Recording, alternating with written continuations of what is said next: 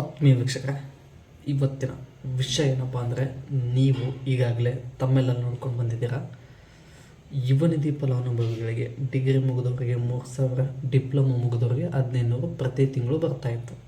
ಇದು ಸಾಮಾನ್ಯವಾಗಿ ಈಗ 3 ತಿಂಗಳು ಒಂದು ಸಲ ಸೆಲ್ಫ್ ಡಿಕ್ಲರೇಷನ್ ಮಾಡಿಸೋದನ್ನು ಪ್ರತಿ ತಿಂಗಳು ಸೆಲ್ಫ್ ಡಿಕ್ಲರೇಷನ್ ಮಾಡಿಸಿ ಅಂತ ಕೂಡ ಒಂದು ಹೊಸ ಸೂಚನೆ ಕೂಡ ಬಂದಿದೆ. ಮತ್ತು ಅದರ ಜೊತೆಗೆ ಕೌಶಲ್ಯಕಾರ ಕರ್ನಾಟಕ ಯೋಜನೆ ಕಡೆಯಿಂದ ಕೆಲವೊಂದಿಷ್ಟು ಯುವ ನಿಧಿ ಫಲಾನುಭವಿಗಳಿಗೆ ಕಾಲ್ ಬರ್ತಾ ಇದೆ.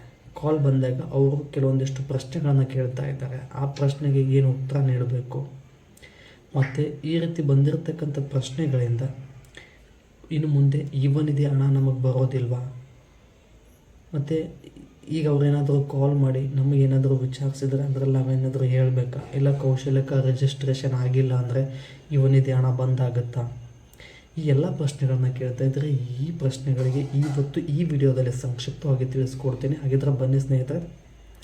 ಮೊದಲನೇದಾಗಿ ಏನಪ್ಪ ಅಂದರೆ, ಕೌಶಲ್ಯಕಾರ ಕರ್ನಾಟಕ ಯೋಜನೆ ಅಡಿಯಿಂದ ಯುವ ನಿಧಿ ಎಲ್ಲ ಫಲಾನುಭವಿಗಳಿಗೆ ಕೌಶಲ್ಯಕಾರ ಕರ್ನಾಟಕ ಯೋಜನೆ ಕಡೆಯಿಂದ ಕಾಲ್ ಬರ್ತಾ ಇಲ್ಲ.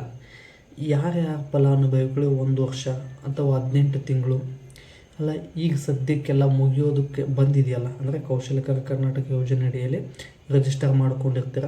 18 ತಿಂಗಳು 20 ತಿಂಗಳು ಯುವ ನಿಧಿ ಹಣವನ್ನು ಡಿಗ್ರಿ ಮುಗಿದವರು ಪ್ರತಿ ತಿಂಗಳು 1,500 ರೂಪಾಯಿ ಮತ್ತು ಡಿಪ್ಲೊಮಾ ಮುಗಿದವರು 3,000 ರೂಪಾಯಿ ಏನು ತೊಗೊಂಡಿರ್ತೀರಲ್ಲ, ಇದನ್ನು ಪ್ರತಿ ತಿಂಗಳು ತೊಗೊಳ್ತಾ ಇರ್ತೀರ. ಇವರು 2 ವರ್ಷ ಸಮೀಪ ಯಾರೆಲ್ಲ ತೊಗೊಳ್ತಾ ಬಂದಿದ್ದಾರೆ ನೋಡಿ, ಅವರಿಗೆ ಈ ಫೋನ್ ಕಾಲ್ ಬಂದಿದೆ. ಈ ಫೋನ್ ಕಾಲ್ ಬಂದಿರೋದ್ರಿಂದ ಏನಾಗುತ್ತಪ್ಪ ಅಂದರೆ, ಇದರಲ್ಲಿ ಕೆಲವೊಂದಿಷ್ಟು ಪ್ರಶ್ನೆಗಳನ್ನು ಕೇಳ್ತಾರೆ. ಹೌದು ಅಂದರೆ ಹೌದು ಅಂತ, ಇಲ್ಲ ಅಂದರೆ ಇಲ್ಲ. ಕೆಲವೊಂದು 2 ಆಪ್ಷನ್ ಕೊಡ್ತಾರೆ. ಹೌದು ಅಂದರೆ 1 ಒತ್ತಿ, ಇಲ್ಲ ಅಂದರೆ 2 ಒತ್ತಿ ಅಂತ. ಅವ್ರೇನು ಕೇಳ್ತಾರೋ ಅದಕ್ಕೆ ನೇರವಾಗಿ ಉತ್ತರ ಕೊಡಿ.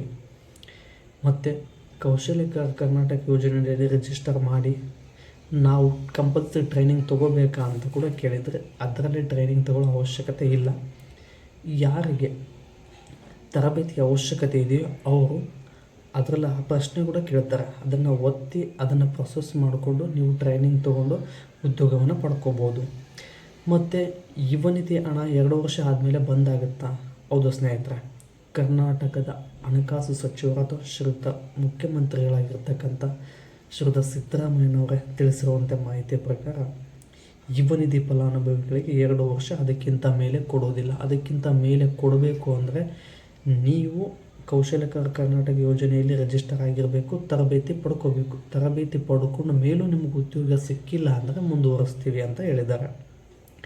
ಮತ್ತು ಅದರ ಜೊತೆಗೆ ಇನ್ನೂ ಯಾವುದಾದ್ರೂ ಯುವ ನಿಧಿ ಬಗ್ಗೆ ಅಪ್ಡೇಟ್ ಬಂದರೆ ನನ್ನ ಚಾನಲಲ್ಲಿ ವಿಡಿಯೋ ಮಾಡ್ತಾ ಇರ್ತೀನಿ. ಇದಕ್ಕೆ ನೀವು ಮಾಡಬೇಕಾಗಿರೋದು ಇಷ್ಟೇ ಸ್ನೇಹಿತರೆ, ನಾನು ಹೆಚ್ಚಿನ ವಿಡಿಯೋವನ್ನು ಮಾಡಲು ನಿಮ್ಮ ಪ್ರೋತ್ಸಾಹದ ಅವಶ್ಯಕತೆ ಇದೆ. ಈ ಪ್ರೋತ್ಸಾಹವನ್ನು ಯಾವ ರೀತಿ ಕೊಡಬೇಕು ಅಂತ ನಿಮಗೆ ಗೊತ್ತಿದೆ ಅನ್ಕೋತೀನಿ.